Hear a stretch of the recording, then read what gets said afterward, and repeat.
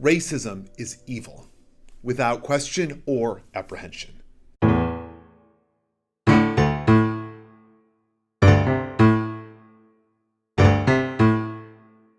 A story broke last week about severe acts of racism in one of our local high schools.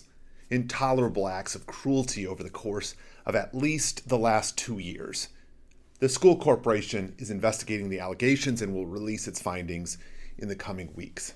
Now, the scope of these conversations is not actually new.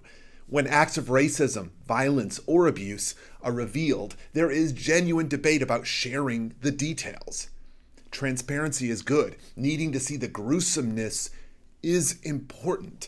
It also prompts a reactionary response, and many place it within a binary context of debate, which normalizes it as the cultural identity of one side. We've seen this pattern before and frequently.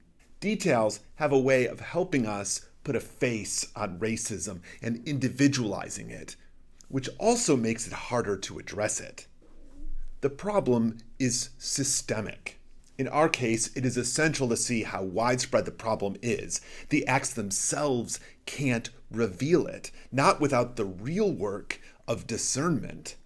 Urinating in a student's locker, for instance, seems an impossible task without either coordination between multiple students or a total lack of supervision, or both.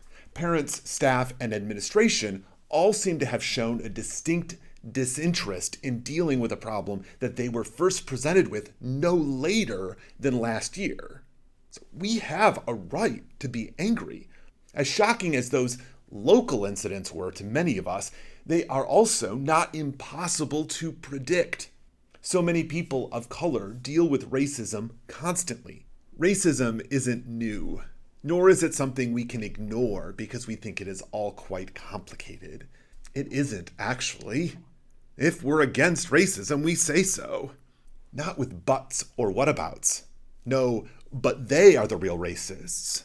We don't need to qualify these statements or score political points to even the score, because that's what so many of us do. When white people feel uncomfortable about how white people misbehave, we're often compelled to try to balance it out and find some racists on the other side, right? Even the score. That's not how it works. We need to suck it up. Same goes for political groups and powerful people. Parents are out here defending their kids' racism. I wouldn't. These things aren't accidents, and this includes the son of a newly elected board member. Racism is evil, and we need to say that. Racism is a scourge on humanity. It is immoral. It is evil, and tolerance of such vile behavior is destructive to human flourishing. These are not controversial words, and we must be able to say them to one another.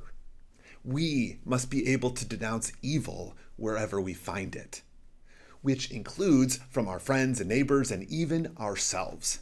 This does not mean we don't seek to understand or refuse to listen, but it does mean that we refuse to tolerate and make excuse for, because the system will clearly defend itself. The school corporation will limit their legal liability. Parents will protect their kids, and racists will defend what they believe is a right to be racist.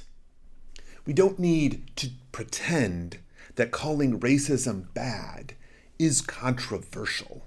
We must be able to say that and then also act accordingly. Because in light of abuse happening to our neighbors, friends, and loved ones, not saying it is just as political an act as saying it. I'm Drew Downs. Thanks for listening to Make Saints, because eternal life is hard and we could use all the help we can get.